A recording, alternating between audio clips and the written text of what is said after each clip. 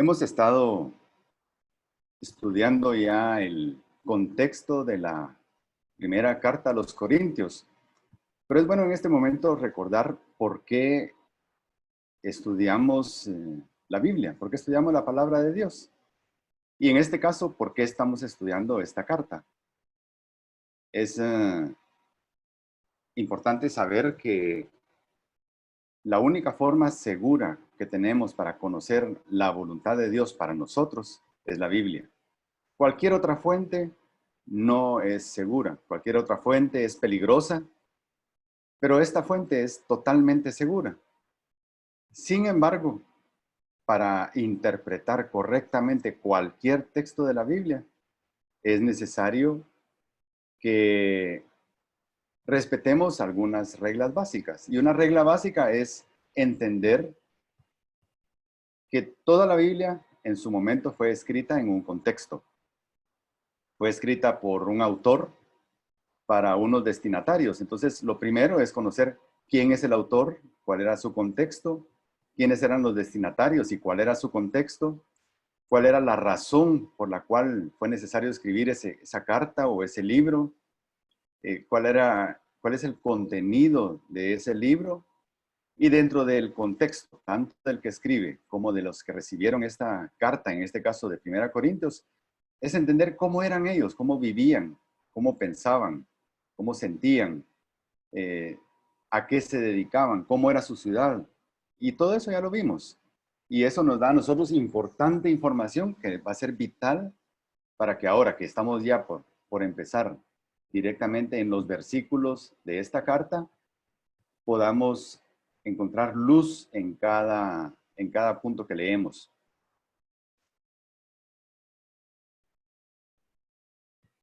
El tema que vamos a ver hoy es 1 Corintios 1, del 1 al 9. Y esa parte es la parte donde Pablo da saludo y bendición inicial antes de empezar a tocar el contenido de la carta. Recordémonos que además del contexto, vimos que esa iglesia, pues era una iglesia muy bendecida por Dios. Era una iglesia una iglesia local que estaba ubicada en un lugar muy estratégico, muy importante comercialmente. Era también un centro de adoración pagana y era un lugar también donde había mucho desenfreno, mucha inmoralidad sexual. Vimos también que esta iglesia local se componía de personas libres, personas esclavas y, en fin, todo el contexto social, toda la pintura social, el tejido social, estaba metido también dentro de la iglesia. Lo malo es que las personas que se congregaban en esa iglesia local, muchas de ellas continuaron practicando lo que ellos practicaban antes de conocer a Dios, antes de conocer a Jesús como su Salvador, siguieron practicándolo y eso dio pie a muchos problemas dentro de la iglesia local de Corinto. También yo quiero en este momento también recordar que una iglesia local es un lugar físico donde las personas se congregan para escuchar acerca de Dios. Y no necesariamente todas las personas que asisten a una iglesia local, no todas son salvas. Hay personas que se acercan porque quieren saber más de Dios, aunque todavía Dios no mora en su corazón. Hay otras que se acercan simplemente por curiosidad de qué está pasando ahí. Y, en fin, hay salvos y hay personas no salvas dentro de una iglesia local. Y eso es normal y está bien.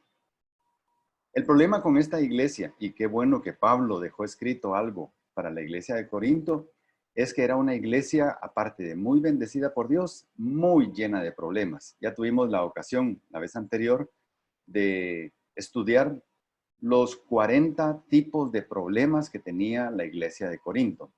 Y uno diría, ala, eso sí es una exageración de problemas, pero qué bueno, porque no necesariamente todos estamos confrontando el mismo tipo de cantidad de problemas, o la misma cantidad de problemas en donde nosotros nos congregamos o dentro de nuestro grupo. o con nuestros amigos cristianos. No todos padecemos la misma cantidad de problemas, pero qué bueno que haya un menú tan grande de problemas, porque eso nos permite ver cómo es que se debe abordar correctamente a cada una de estas situaciones. Y son 40 situaciones complicadas que Pablo tuvo que ir tratando a lo largo de esta carta, y lo vamos a ver. Antes de empezar, yo quisiera leer de corrido los primeros 9 versículos, que es donde vamos a estar estudiando hoy. Y he escogido la versión, la Biblia de las Américas. Es importante saber que cuando vamos a estudiar, queremos estudiar a fondo el contenido de una carta, es importante escoger una traducción que sea literal, que trate de ser literal. Hay varios ejemplos de esas traducciones, como la Reina Valera 60, la Biblia de las Américas. Sin embargo, decidí escoger la Biblia de las Américas porque hoy por hoy es considerada la mejor calidad de traducción desde los manuscritos originales al español, la Biblia de las Américas. Y ella dice en los primeros 9 versículos: Pablo, llamado a ser apóstol de Jesucristo por la voluntad de Dios, y Sóstenes, nuestro hermano, a la iglesia de Dios que está en Corinto, a los que han sido santificados en Cristo Jesús, llamados a ser santos, con todos los que en cualquier parte invocan el nombre de nuestro Señor Jesucristo, Señor de ellos y nuestro. Gracias a vosotros y paz de parte de Dios nuestro Padre y del Señor Jesucristo. Siempre doy gracias a mi Dios por vosotros, por la gracia de Dios que os fue dada en Cristo Jesús.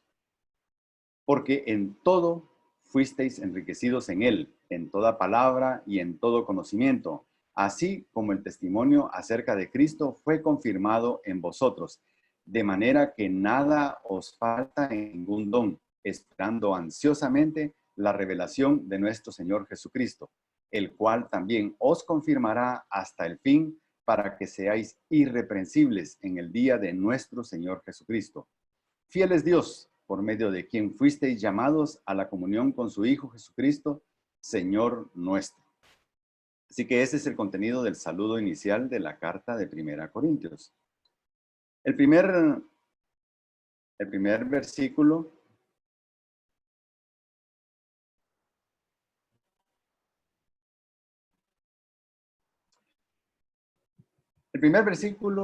ya nombra al autor. Y aquí yo quiero dedicar un momento al autor, porque ha habido mucha confusión en cuanto a Pablo.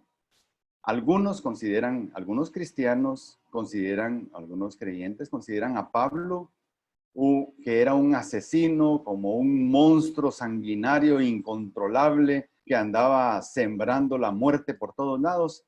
Pero eso, rigurosamente estudiando la palabra de Dios, eso no es cierto. Eso no es cierto. Él no era un asesino o un monstruo incontrolable. Era celoso. Era celoso de la doctrina que él había aprendido, de que había un único Dios. Incluso los judíos, y él era un judío importante y muy conocedor de la palabra de Dios, los judíos tenían una oración sagrada. Era una oración que les recordaba siempre a ellos acerca de su monoteísmo, o sea, la creencia en un único Dios. Eso los diferenciaba de todo el resto de pueblos, incluso del pueblo romano donde ellos estaban ahora inmersos, o del pueblo griego, o de los pueblos de la región de Canaán. Siempre el monoteísmo los diferenció a ellos. Y Deuteronomio 6:4 dice: Oye Israel, Jehová nuestro Dios, Jehová uno es. Ese es conocido entre el pueblo judío como la Shema Israel. Pablo estaba convencido de que los del camino, ese era el nombre que tenían los seguidores de Jesús inicialmente, los del camino, eran una secta, y eran una secta politeísta. Y la ley de Moisés era muy clara en cuanto a alguien que trataba de convencer al pueblo de Israel acerca de que habían varios dioses. Esa persona, según la ley, debía morir. Eso decía la ley. Así que Pablo estaba convencido de que esta secta era una secta politeísta que estaba tratando de indoctrinar a los judíos. Y debemos saber que había varias sectas dentro de los judíos. Nosotros varias denominaciones. Eran varias sectas permitidas dentro de los judíos. Estaban los fariseos, los saduceos, los herodianos, los celotes, y dentro de los celotes, que era el grupo más violento de los judíos, casi eran como guerrilleros en contra de la dominación romana y habían sido también de la dominación griega. Dentro de los celotes había un grupo que eran los encargados de ejecutar las funciones violentas de los celotes, y a ellos se le llamaban los sicarios. Y esa palabra es muy conocida para nosotros ahora, los sicarios, de ahí viene. Pablo también no reconocía, y ninguna de esas sectas reconocían a Jesús como el Mesías prometido. Por lo tanto, cuando Jesús claramente decía de él mismo que él era Dios, ellos inmediatamente sentían que había ocurrido ahí una blasfemia digna de muerte. Estamos hablando del pensamiento judío. Y es importante conocerlo para entender por qué este líder muy celoso, muy comprometido con la ley, con la Torá, perseguía a la iglesia, perseguía a los del camino.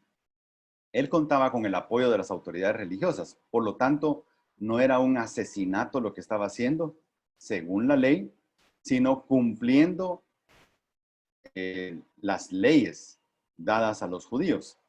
Pero había una pieza importante que Pablo no comprendía, y es que Jesús efectivamente era el Mesías prometido que él había leído por muchos años en el Antiguo Testamento, o lo que para ellos era su canon sagrado, la Tanaj. Así le llamaban ellos a lo que para nosotros es el Antiguo Testamento. Pablo, en dos textos de la Biblia, en Filipenses 3, del 5 al 6, y en Hechos 22, 3, él presenta su currículum. Yo quiero aquí abreviarlo. Él dice de él mismo que era un judío circuncidado al 8º día. Eso era de las primeras cosas que un judío debía cumplir en su vida. Y ni siquiera lo cumplía él, sus papás lo cumplían por él. Él era del linaje de Israel, o sea, era un judío de una de las tribus. Pero cuando él dice claramente, no de cualquier tribu, yo no era de Zabulón o de Neftalí o de cualquiera de todas las tribus, yo soy de la tribu de Benjamín. Eso, si uno entiende un poco de la historia judía, uno sabe que los de Benjamín y los de Judá se diferenciaron de todo el resto de tribus judías. Las 10 tribus restantes fuera de Benjamín y de Judá fueron capturadas por los asirios. Y esas tribus, aparte de que casi fueron aniquiladas, lo que quedó de esas tribus se mezclaron con pueblos paganos. Y con el tiempo los descendientes de esas tribus vinieron a ser lo que en tiempos de Jesús eran los samaritanos.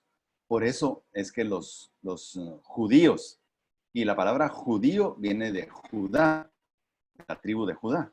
Los judíos, descendientes de Judá y de Benjamín, despreciaban tanto a los samaritanos porque sabían, estos son, por supuesto, son descendientes de las 10 tribus de Israel, pero no tuvieron el celo ni el cuidado de mantenerse puros.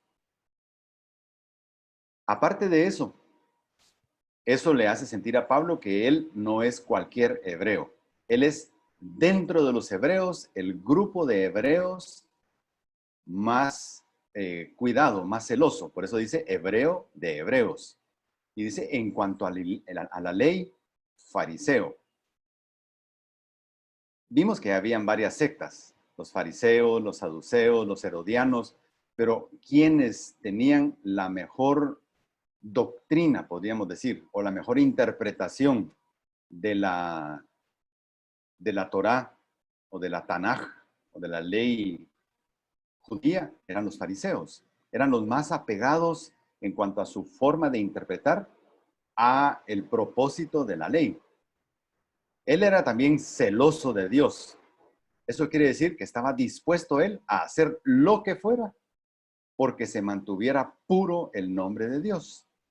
Y dice, en cuanto al celo, celoso de Dios, pero en cuanto al celo, yo era perseguidor de la iglesia. Hasta ese punto llegaba mi celo. Muchos judíos, muchos fariseos eran celosos, pero jamás persiguieron a la iglesia. No llegaron a ese paso.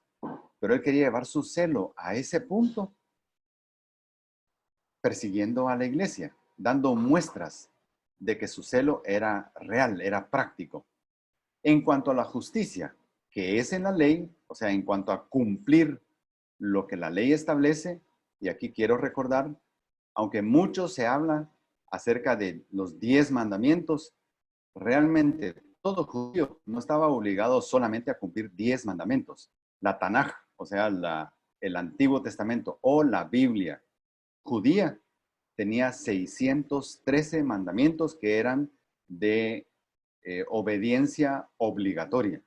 Así que un judío que realmente respetaba la ley, obedecía o trataba de obedecer los 613 mandamientos. Y Pablo dice de sí mismo, en cuanto a la justicia que es en la ley, irreprensible. O sea, nadie me puede acusar de no haber cumplido alguno de esos 613 mandamientos.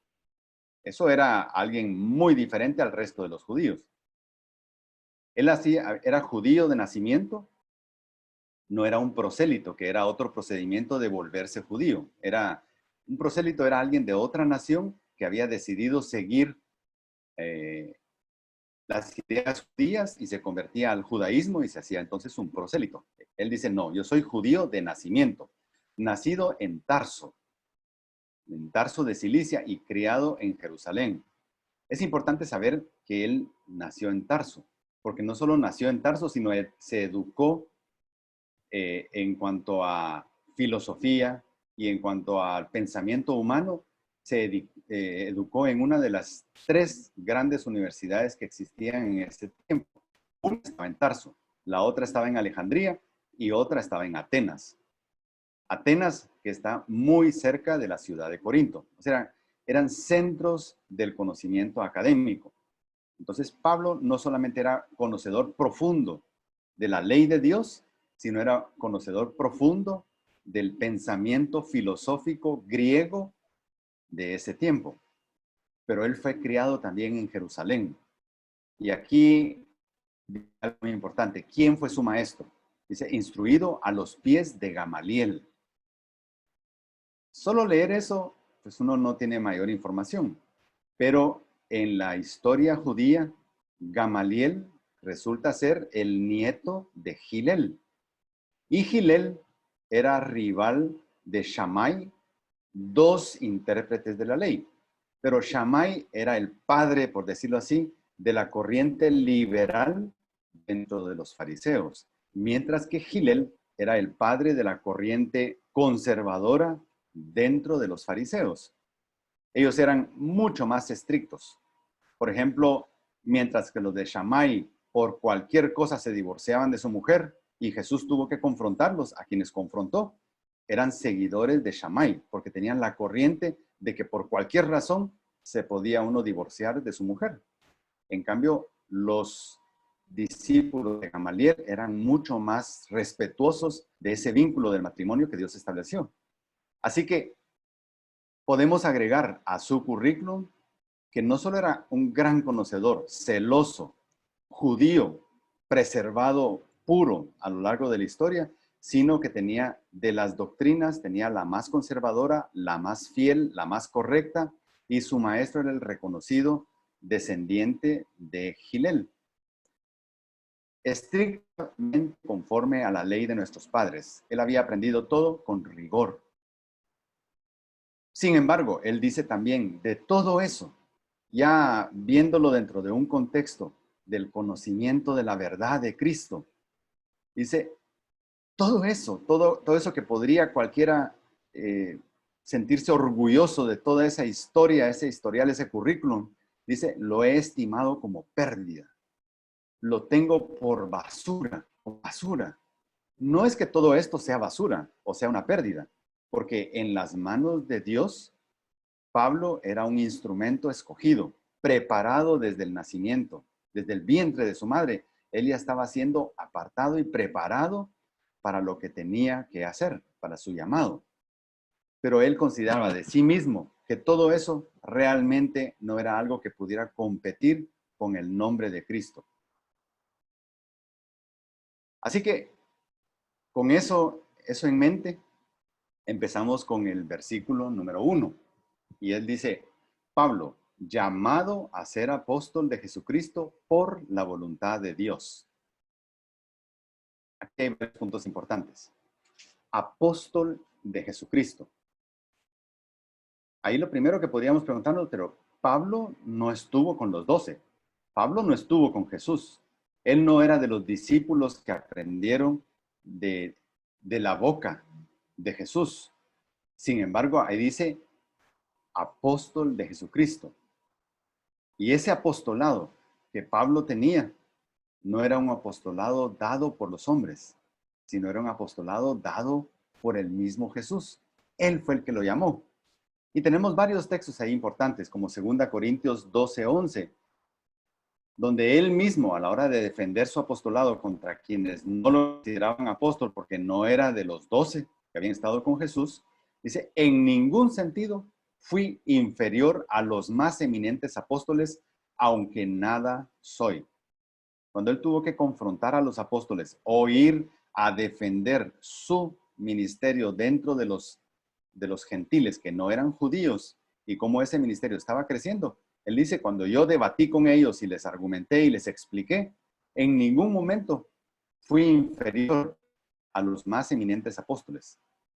Aunque nada soy, sigue siendo él humilde en cuanto a su capacidad. Él tenía un llamado especial a predicar a los gentiles. En Romanos 11:13 dice, pero a vosotros hablo, gentiles.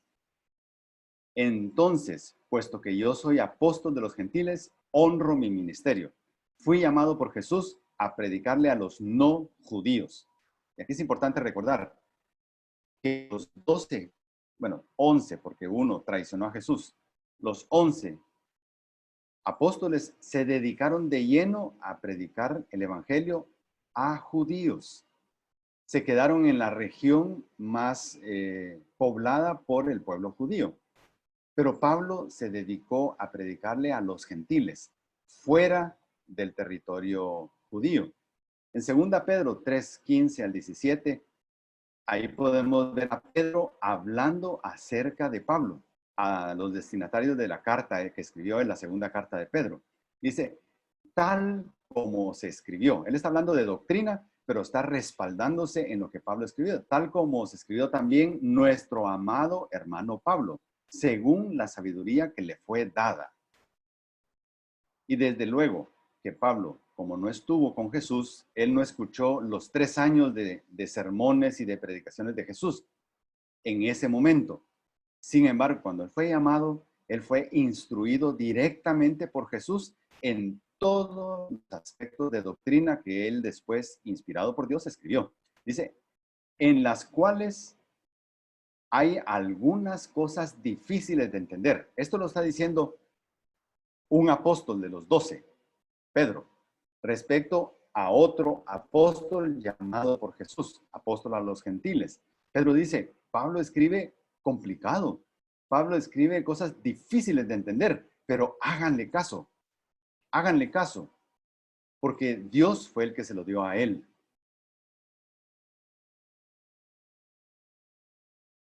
También dice, llamado a ser apóstol de Jesucristo, llamado a ser por la voluntad de, y eso es importante, él no era apóstol, él era un rabino, muy educado, muy celoso, pero él llegó a ser apóstol, no por elección, no por votación, como fue el caso del sustituto de Judas, Iscariote, o por el interés de los 12. No. Él llegó a ser por la voluntad de Dios. Y hay 3 propósitos en su llamado. Y eso lo podemos ver en Hechos 22, 14 al 15, cuando él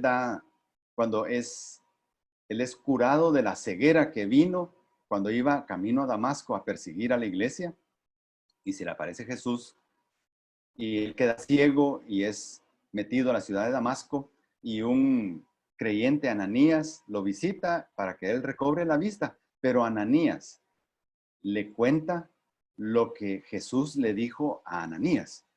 Dice, el Dios de nuestros padres te ha designado para que conozcas su voluntad. El primero de los propósitos del llamamiento de Pablo era conocer la voluntad de Dios. Y para que veas al justo, no estuviste con él 3 años y medio o 3 años, pero vas a ver al justo. A partir de ahorita, el justo, o sea, Jesús, es el que te va a capacitar. Porque dice, y oigas palabra de su boca.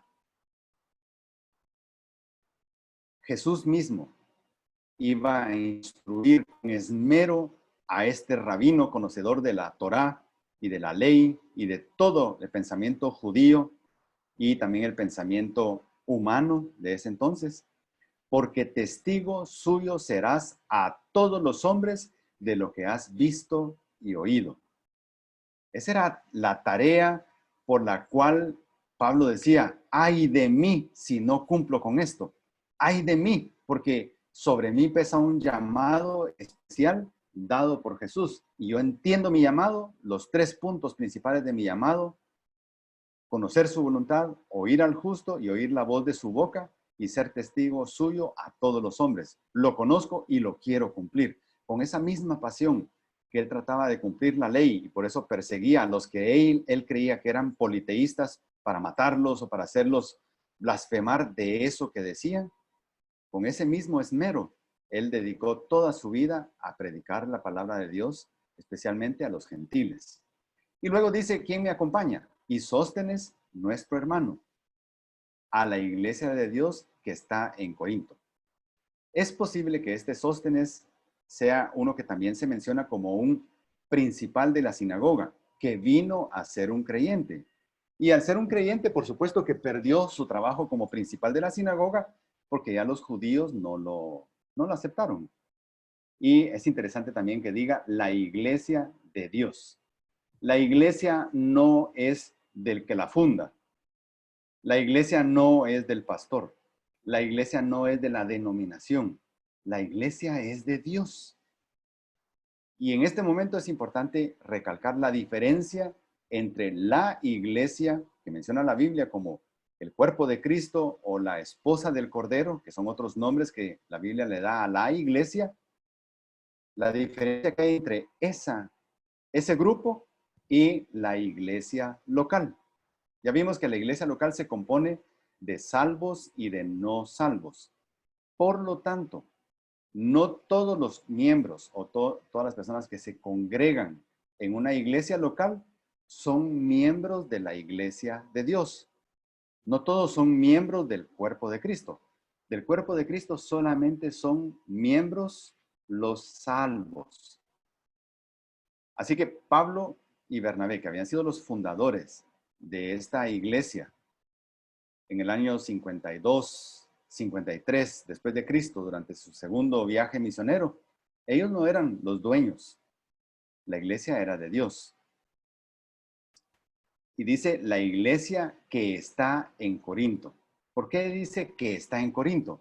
Porque aquí sí ya se está refiriendo a la iglesia local o al grupo que se congrega en la ciudad de Corintios.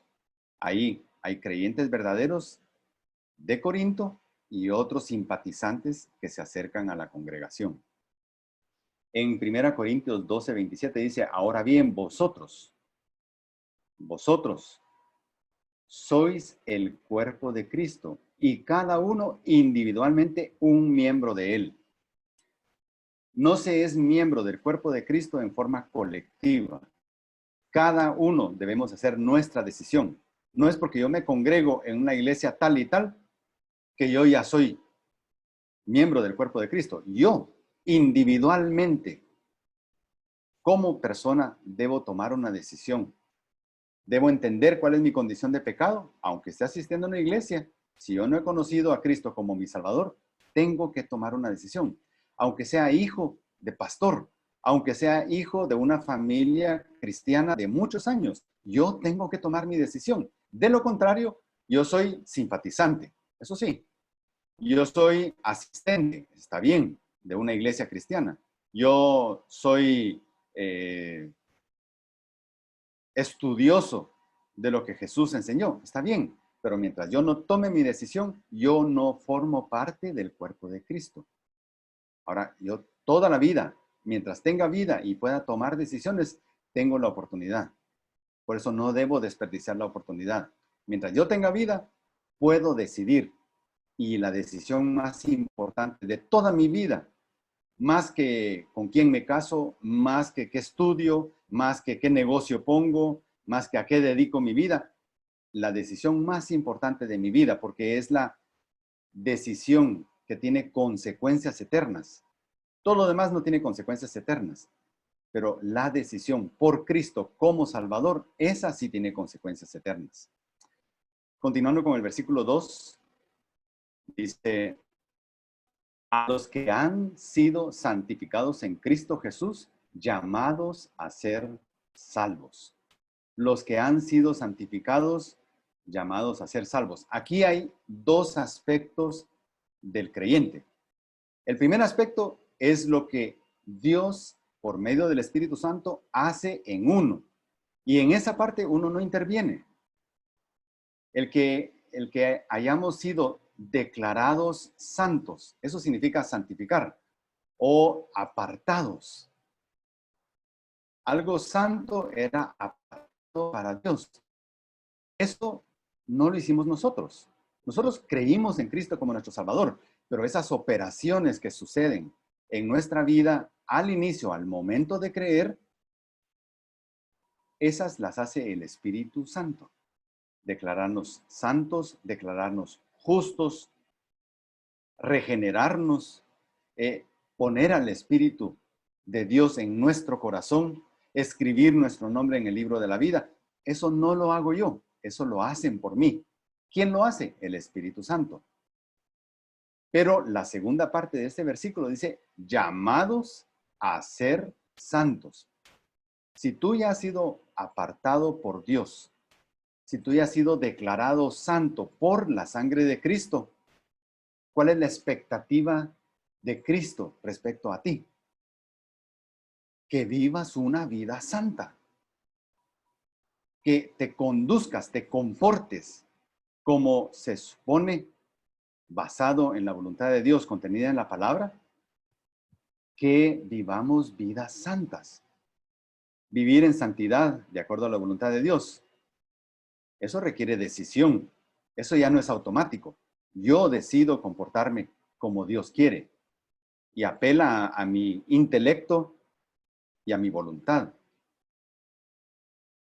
Pero si yo quiero hacer la voluntad de Dios, yo tengo que conocer cuál es la voluntad de Dios. Esa tampoco se me revela automáticamente al momento de creer. Ya quedó revelada, por supuesto, en la Biblia. Pero ¿qué tengo que hacer yo para conocer la voluntad de Dios? Leerla. Si yo no leo la voluntad de Dios, no voy a conocer la voluntad de Dios. Y no solo tengo que leerla, estudiarla, escudriñarla, investigarla a fondo, sino que requiere la voluntad. Pero, al igual que la ley de Moisés era imposible de cumplir para el judío, aunque Pablo dijera que él cumplía, en alguno de los aspectos no había cumplido. Él creía que sí, pero no totalmente, porque la misma Biblia dice que no hay justo ni aún uno, no hay quien haga lo bueno. Eso lo está diciendo en el Antiguo Testamento. En el Nuevo Testamento, Cristo puso requerimientos más altos, mucho más altos que los que tenía la ley. Y si la ley era difícil de cumplir, no digamos los mandamientos de Cristo. La ley decía, no cometerás adulterio. Y Cristo decía, con solo que mires a una mujer para desearla, ya cometiste adulterio. Más difícil todavía. Pero no estamos solos.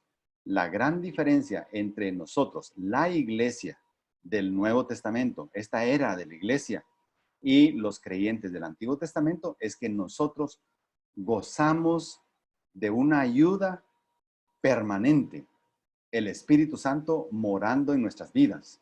Esa prerrogativa no la tenían en el Antiguo Testamento. Nosotros sí la tenemos. Tenemos el auxilio y ayuda del Espíritu Santo.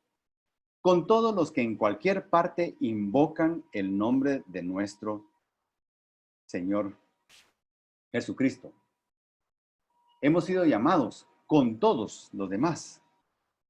Los corintios, muy presumidos que fueran ellos, por la cantidad de dones que había entre ellos, por la riqueza económica que tenían, por la prosperidad, por la ubicación estratégica y por todo lo que ya vimos acerca de los corintios, ellos no tenían la exclusividad de invocar al nombre de nuestro Señor. Había creyentes por todo el Imperio Romano y ellos eran solamente una iglesia más de todas las iglesias que ya existían. Esta es una mención atemporal. Cuando dice con todos los que en cualquier parte, nos incluye a nosotros en este siglo, en este lugar, en donde cada uno se encuentre. Es atemporal. Nosotros, al igual que los miembros de la iglesia de Corinto, todos invocamos el nombre de nuestro Señor, porque en ningún otro hay salvación sino en Él. En ningún otro nombre, ni en ninguna otra posición, ni cosmovisión, ni filosofía, solamente en Cristo. El cuerpo de Cristo es geográficamente extenso y temporalmente extenso también. La iglesia empezó el día de Pentecostés y terminará el día en que el Señor mismo venga por los suyos. Dice, a todos los que invocan, llaman o piden auxilio o imploran la ayuda del Señor. Este nombre del Señor Jesucristo es el nombre más completo que hay de Jesús, porque incluye su cargo, su rango como Señor, pero también el nombre compuesto Jesucristo contiene su parte humana, y Jesús era 100% hombre, Jesús de Nazaret, nacido de una mujer virgen, pero también Cristo. Cristo significa el Mesías prometido. Entonces, Señor Jesucristo es el nombre más completo de Jesús, porque está escrito, vivo yo, dice el Señor, que ante mí se doblará toda rodilla y toda lengua alabará a Dios. Qué bendición. Nosotros somos parte de este grupo. Señor de ellos y nuestro. Está hablando, Señor de todos los demás creyentes y nuestro, mío y de ustedes, hermanos de Corintio. Un solo Señor, esa es enseñanza bíblica. Un solo Señor del reino, Jesucristo. Una sola cabeza del cuerpo, Jesucristo. Un solo mediador entre Dios y los hombres. Ahí no hay espacio para nadie más. Yo a nadie más le debo pedir que le hable a Dios y que le implore a Dios y que le pida a Dios. Yo tengo acceso directo a Él por medio de Jesucristo. Él es el único mediador entre Dios y los hombres. Y también debemos saber que si yo ya conozco a Jesucristo como mi Salvador, conozco al Padre. Y si no, leamos lo que Jesús le dijo a Felipe. Tanto tiempo he estado con vosotros y todavía no me conoces, Felipe. El que me ha visto a mí, ha visto al Padre. ¿Cómo dices tú? Muéstrame al Padre. Eso mismo lo podemos decir del Espíritu Santo. El Espíritu Santo, al igual que el Hijo de Dios revela al Padre, el Espíritu Santo revela al Hijo. Y si el Espíritu Santo mora en nosotros, nosotros conocemos perfectamente bien al Hijo, porque el Espíritu Santo nos revela al Hijo. Si no, tendría que decirnos Jesús, tanto tiempo tienes ya de conocer al Espíritu Santo y dices que no me conoces a mí. Si conoces al Espíritu Santo porque vive en ti, me conoces a mí. Nosotros, por supuesto, no queremos una llamada de atención como la que Jesús les dio a Felipe. Por eso estamos llamados a entender. Y el saludo paulino es un saludo muy, muy especial. Combina dos palabras. Gracia, que era un típico saludo griego, charis o caris, y paz. Ese también era un típico saludo hebreo y era una palabra que implicaba No solo paz en ese momento, sino paz en todo lo que hagas, paz en tu ser, paz en tus negocios, paz en todo. Era una paz integral. Cuando Pablo dice gracia y paz, ese es un saludo característico de él. Y Pablo quería un saludo que fuera bien entendido por los griegos o por los gentiles y bien entendido también por los judíos. Shalom. Caris shalom. El saludo paulino. Dice, siempre doy gracias a mi Dios por vosotros, por la gracia de Dios que os fue dada en Cristo Jesús. Y aquí yo quiero que vean el amor de Pablo. Era un amor ágape. El amor ágape es el amor de Dios. Es un amor incondicional. Es un amor a pesar de. Y uno podría decir, ¿a pesar de qué? Ya vimos el inventario de problemas. A pesar de tener un inventario de casi 40 problemas en esa iglesia local. A pesar de no estar honrando la expectativa que se tenía de ellos. A pesar de que Pablo había invertido 18 meses enseñándoles solamente a la iglesia de Corinto. 18 meses, año y medio dedicado a ellos, discipulándolos, enseñándoles doctrina. Y por supuesto, cuando Pablo se retiró de Corinto, él tenía una expectativa y esa expectativa no se estaba cumpliendo. Sin embargo, a pesar de ese inventario de 40 problemas que van a aparecer en la carta, Pablo les dice, siempre doy gracias a mi Dios por vosotros. Eso es algo inmerecido. De parte de Dios con nosotros es inmerecido por nosotros y esa gracia que Pablo le estaba concediendo también a la iglesia de Corinto también era inmerecido. Los 40 problemas lo hacen ver claramente. Pero gracias a Dios por vosotros, por la gracia de Dios que os fue dada en Cristo Jesús. Esa gracia, esa salvación no es de nosotros, es don de Dios. Y fue por medio del sacrificio de Jesucristo. El único que podía sacrificar su vida en rescate por nosotros. Ningún otro era el Cordero perfecto. Él era el único Cordero perfecto. Por lo tanto, se entiende ahora que en ningún otro puede haber salvación, sino únicamente en el Cordero perfecto, el Mesías. Dice, os fue dada. Ese punto es importante. Ahí hay un tiempo verbal que no existe en español, pero sí existe en griego. Y para explicar ese tiempo verbal tenemos que entender que cuando se usa el aoristo, que es un tiempo verbal griego, se refiere a algo que sí está en el pasado, pero que ocurrió y terminó, que no continúa, que sucedió y no vuelve a suceder. Pablo aquí le está recordando, ustedes ya fueron salvos. Ya la obra del Espíritu Santo se hizo en su vida, haciendo la transformación que el Espíritu Santo le tocaba hacer. Ahora estamos en el tiempo, desde ese entonces para acá, en la parte que a ustedes les corresponde. Pero el haber creído en Cristo, para ustedes es un aoristo. Ya pasó. No regresemos a ver ese punto, eso ya pasó. Veamos el punto ahora que me va a llevar desde el versículo 10 hasta el final de esta carta, viendo qué pasa con ustedes. ¿Qué pasa con esos 40 problemas que hay entre ustedes que ya a estas alturas no deberían darse? Porque en todo fuisteis enriquecidos. Ese fuisteis también es pasado, también es aoristo. Ellos habían sido enriquecidos tiempo atrás. O sea que el Espíritu Santo les había dado a ellos dones desde un principio, en todo. ¿Y qué es en todo? Enriquecidos acá no se refiere a dinero, negocios, éxito. No, dice en todo. Y sabemos que no se refiere a eso porque adelante dice cuáles son los dos aspectos más importantes de esa riqueza recibida del Espíritu Santo. Pero ellos recibieron dones, talentos, capacidades, habilidades, recursos. ¿Por qué?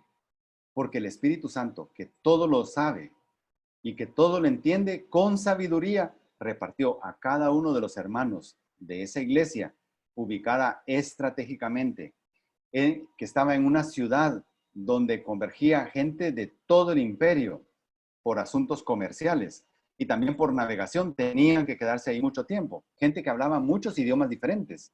Así que Dios les dio a ellos la capacidad de comunicar el evangelio en el idioma de cada uno de ellos, de todos los visitantes de la ciudad de Corinto, aunque jamás los miembros de la iglesia de Corinto hubieran aprendido ese idioma. El Espíritu Santo le había dado la capacidad de hablar esos idiomas. También de conocer la filosofía, de entender la verdad, de poderla comunicar. Les había dado talentos. Y también, como tenemos que recordar, el Nuevo Testamento se empezó a escribir hasta alrededor del año 49. Pero Cristo ascendió a los cielos alrededor del año 30, 31 o 32. Así que desde que Cristo ascendió a los cielos, o sea, que inicia la era de la iglesia, hasta que se escribe las primeras palabras del Nuevo Testamento, pudieron pasar 18, 20 años. ¿Cómo se educaba la gente en cuanto a la voluntad de Dios? Pues que llegara un apóstol de los que estuvieron con Jesús, que Pablo llegara con ellos, que algún evangelista llegara con ellos, que algún profeta que les diera a conocer la voluntad de Dios estuviera con ellos, ¿verdad? O fuera miembro de la iglesia. Todo eso servía para enseñar. El Antiguo Testamento también instruía. De hecho, el Antiguo Testamento fue la Biblia que usó la iglesia en esos primeros 18 años, antes de que Pablo empezara a escribir. Y de las primeras cartas que él escribió, la primera fue Gálatas. Pero eso fue mucho tiempo después de que Cristo había ascendido a los cielos. Habían sido enriquecidos en él, no en forma económica, sino espiritual. Todos los que estamos ahora injertados a esa vid verdadera, somos prosperados y damos fruto por nuestra conexión, porque separados de él, nada podemos hacer. Así que, ¿cuáles son de todas las capacidades, talentos, dones que menciona la carta de Corintios? Porque menciona muchos, hacer milagros, sanar, etcétera. Pero Pablo se enfoca en dos puntos que son claves para que no se desvíe uno de la voluntad de Dios. Es tener buena enseñanza y tener discernimiento de esa buena enseñanza. Estoy también convencido, dice Juan 15:5, estoy también convencido de que vosotros estáis llenos de bondad, llenos de todo conocimiento y capaces también de amonestarlos los unos a los otros. Estoy convencido, yo sé que ustedes pueden, que son capaces. ¿Por qué? Porque tienen buena enseñanza, buena doctrina. Yo 18 meses me dediqué a ustedes, o sea, tienen buena palabra. Y yo sé que dentro de ustedes hay discernimiento, pero entonces no le han dado espacio a esas personas, no las han escuchado, no han hecho caso. Eso está diciendo de Pablo en este punto. En el versículo 6 dice, así como el testimonio acerca de Cristo fue confirmado en vosotros. Fue confirmado en vosotros. De manera que nada os falta de ningún don. Una cosa de la que sí no podía quejarse la iglesia de Corinto era que les escaseara capacidades. Cómo ellos no habían aprovechado esos 3 años desde que fue fundada, 3 o 4 años desde que fue fundada la iglesia hasta que Pablo escribe esta carta. ¿Cómo es que ellos no habían aprovechado para hacer más relevante el nombre de Cristo en todo el imperio romano por medio de la predicación? ¿Cómo era posible? Solo se explicaba porque ellos no habían permitido que el Espíritu Santo los usara. Ese Espíritu Santo que el mundo no ve y no conoce, pero el mundo sí puede ver a un creyente cómo se conduce, cómo se comporta, cómo habla, cómo hace negocios. Pero eso le faltaba a los hermanos de Corintio. Juan 14:17 dice, es decir, el Espíritu de verdad, a quien el mundo no puede recibir, porque ni le ve ni le conoce, pero vosotros sí le conocéis, dijo Jesús. porque mora con vosotros, y ahí estaba hablando Jesús de él mismo, mora con vosotros, porque mora en mí, y yo estoy con vosotros, a la par de, pero estará. Jesús estaba hablando del futuro. ¿Cuál futuro? Cuando empezara ya la era de la iglesia. Estará en el interior, en el corazón de cada uno de vosotros. Así que ellos tenían el acompañamiento, tenían dones, tenían habilidades y no los habían usado. Había sido confirmado, ¿por qué? Porque el Espíritu ya estaba morando y esa es una confirmación de que ya somos de Él. Nada les falta, nada les falta. ¿Qué es lo que les falta a ustedes? Voluntad. ¿Cuál es la pobreza más grande de una persona? La pobreza más grande no es la económica. Esa no es la pobreza más grande de una persona. La pobreza más grande de una persona es la falta de voluntad. Es la falta de poner en práctica lo que sabe. Esa es la pobreza. Y la iglesia de Corinto, en ese sentido, eran pobres, enriquecidos por el Espíritu Santo en las capacidades para hacer, pero pobres en la voluntad de hacer. Dice en el versículo 7, esperando ansiosamente la revelación de nuestro Señor Jesucristo, el cual también os confirmará hasta el fin. La revelación, la palabra revelación que usa ahí es la palabra apocalipsis. Y esa es una palabra que nosotros conocemos y a muchos les asusta. Pero es el apocalipsis que se refiere ahí, es la revelación que Jesús dará en su segunda venida, donde todo ojo le verá. Y en esa segunda venida, donde Él vendrá por su iglesia. Eso no es algo que debe dar miedo al creyente, por supuesto. Debe darle un terror al que aún no ha reconocido a Cristo como Salvador. Porque los eventos futuros para el salvo y para el incrédulo son diferentes. Son totalmente diferentes. Así que esperando ansiosamente, como todo creyente, que Cristo vuelva, que regrese. Queremos estar nuevamente con Él, ya físicamente, aparte de que su Espíritu ha morado con nosotros. En Juan 14:3, Jesús dice, vendré otra vez y os tomaré conmigo, para que donde yo estoy, ahí estéis también vosotros.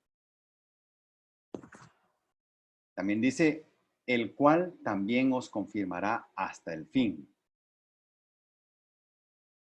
Esa confirmación la ha hecho el Espíritu Santo en nosotros. Él es el que nos está a nosotros dando la garantía. Mientras esperamos la venida de Cristo, el Espíritu Santo es la garantía, es la prueba concluyente de que nuestro futuro ya está asegurado, ya está garantizado. Ahora, no puedo yo conformarme y decir, como yo ya estoy garantizado en mi vida eterna y garantizado mi futuro en la eternidad, entonces no voy a hacer nada mientras esté vivo. Ese no es lo correcto. Estamos llamados a que en vida, siendo ya creyentes, demos buen testimonio. Y el testimonio empieza con la conducta, con la vida, con la forma de relacionarnos con los demás. Aparte de hablar lo más posible el mensaje de salvación. ¿Por qué? Porque yo no tengo que ser egoísta. Si alguien me habló a mí y yo vine al conocimiento de la voluntad de Dios, porque alguien se tomó el tiempo para hablarme a mí y yo recibí ese regalo, es una ingratitud reservar ese regalo viendo que a mi alrededor hay mucha gente que yo sé cuál es su destino eterno y que yo podría hablarles. Y yo decido voluntariamente no decir nada. Eso es ingrato, porque fui perdonado de una deuda impagable y soy incapaz de compartir ese regalo con otros. Mateo 28:20 dice Jesús, justo antes de ascender a los cielos y 10 días antes de que iniciara la era de la iglesia. He aquí, yo estoy con vosotros todos los días hasta el fin del mundo. ¿Cómo continúa el versículo? Para que seáis irreprensibles en el día de nuestro Señor. Irreprensibles quiere decir que nuestras obras no dejen nada que desear. Que cuando Jesús revise lo que hicimos desde que nosotros creímos hasta el momento de que morimos o nos encontremos con Cristo, que las obras que hicimos valgan la pena. Valgan la pena. Que no hayan sido hechas en nuestras fuerzas o por nuestros méritos, que sean obras dignas de Él. Dice, el día de nuestro Señor, cuando Él juzgue las acciones de los santos. Y va a haber un momento. Va a haber un momento en que todos los salvos van a comparecer ante el tribunal de Cristo. Y este tribunal no es el que dicta sentencia de condenación eterna o de vida eterna. Este tribunal de Cristo es para creyentes, para salvos. En ese tribunal van a ser revisadas las obras de cada quien, lo que cada quien hizo en vida. Romanos 14:10 dice bien claramente, todos, pero ese todos no es toda la humanidad. Ahí el contexto es todos los salvos, todos los que pertenecen a la iglesia de Dios, todos los que pertenecen al cuerpo de Cristo, a la esposa del Cordero, compareceremos ante el tribunal de Cristo. Y ahí la obra de cada uno, como dice 1 Corintios, y eso lo vamos a ver más adelante, 3, del 11 al 15, la obra de cada uno se hará evidente, pues con fuego será revelada. Si la obra de alguno es consumida por el fuego, él tendrá pérdida, porque significa que lo que hizo no fue ni con el propósito correcto, ni de la forma correcta. Él la hizo por su propio vanagloria. La hizo, quizás alguien pudo haberse beneficiado de esa obra, pero él en lo personal no va a recibir ningún beneficio. Ese tipo de obras la llama madera, heno y hojarasca. Se queman. Sin embargo, él será salvo, aunque así como por fuego. Como dicen, con justo lo mínimo. Y algunos dicen como de panzazo. Hizo lo mínimo para estar entre los salvos, creer en Cristo, pero de ahí desperdició su vida. Mientras estuvo vivo, desperdició su vida y no hizo obra para Dios. Nosotros no queremos llegar al tribunal de Cristo con esa angustia en nuestro corazón de saber que no hice nada bueno para el Señor. Escondí ese tesoro que yo recibí, lo escondí y a nadie se lo compartí. No queremos caer en eso. Y finalmente, el último versículo de esta introducción dice, fiel es Dios, por medio de quien fuisteis llamados a la comunión con su Hijo Jesucristo, Señor nuestro. Y este fiel es Dios, está hablando de que Dios es inmutable. Dios no cambia. Números 23:19 dice, Dios no es hombre para que mienta, ni hijo de hombre para que se arrepienta. Él no muta, o sea, Él no cambia. Él es siempre el mismo, por lo tanto es confiable. Los seres humanos no son confiables. Los pastores se pueden equivocar, los líderes se pueden equivocar, los evangelistas, los maestros se pueden equivocar. Cualquiera de nosotros se puede equivocar, pero Dios no cambia, es confiable. Él cumplirá su promesa de estar con nosotros todos los días hasta el fin del mundo. Mateo 28:20. He aquí, yo estoy con vosotros hasta el fin del mundo. Y dice, fuisteis llamados. Nuevamente, recordando, esto es aoristo. Este llamamiento es cuando nosotros creemos en Cristo. Y si yo ya soy un creyente verdadero, viejo en los caminos del Señor, de hace años, este llamamiento ya ocurrió hace años. Entonces, si yo todo ese tiempo no he puesto mi vida al servicio de Dios, hay algo que yo tengo que revisar. Hay algo que no está bien y que tengo que corregir.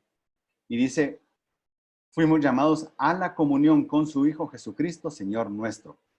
Esa comunión es unión en lo común. ¿Y qué es lo que nos hace común? Una unión común a todos. Ser parte del cuerpo de Cristo. Ser miembro del cuerpo de Cristo. Compartir todos el mismo espíritu, al mismo Señor, al mismo Salvador. Una sola palabra, la Biblia. Tenemos muchas cosas en común. Por eso podemos tener comunión, no solo entre nosotros, sino con su Hijo Jesucristo, Señor nuestro. Que el Señor los bendiga y yo quisiera orar para terminar. Amante Padre Celestial, te damos gracias porque tú nos has permitido leer esta carta que fue escrita hace muchos años, hace cerca de 2000 años, por un personaje muy importante, el apóstol a los gentiles, Pablo, llamado por ti, instruido por ti, separado y apartado desde el vientre de su madre para servirte a ti. Y él escribió esto a una iglesia muy bendecida, estratégicamente colocada, con suficientes recursos, pero una iglesia pobre en voluntad de hacer tu voluntad. Ayúdanos, Señor, a aprender de los errores de otros y que no tengamos necesariamente nosotros que aprender de nuestros propios errores, sino seamos instruidos, seamos entendidos para poder aprender de los errores de otros y no cometerlos nosotros.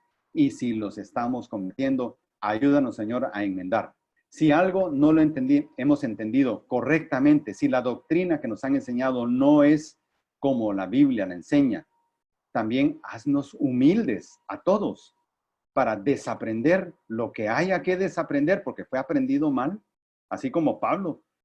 Pablo tuvo que desaprender su concepto del Mesías y reaprenderlo al entender que Jesús era el Mesías, del cual él siempre había sido instruido por su maestro Gamaliel y por los rabinos. Desaprendió y reaprendió. Lo mismo, Señor, haz con nosotros, que podamos desaprender y reaprender tu palabra, interpretándola correctamente en el contexto correcto y usando las palabras correctas, el sentido correcto, porque no hay muchos sentidos en tu palabra. La palabra tiene el sentido que tú pusiste en el corazón de cada uno de los escritores humanos de tu palabra. Así que gracias, Señor, por tener esa oportunidad. Gracias, Señor, porque somos privilegiados al poder conocer tu corazón por medio de tu revelación, la palabra, el terreno firme donde podemos nosotros navegar sin ningún problema. Te bendecimos, Señor, y te alabamos y oramos en el nombre de Cristo. Amén.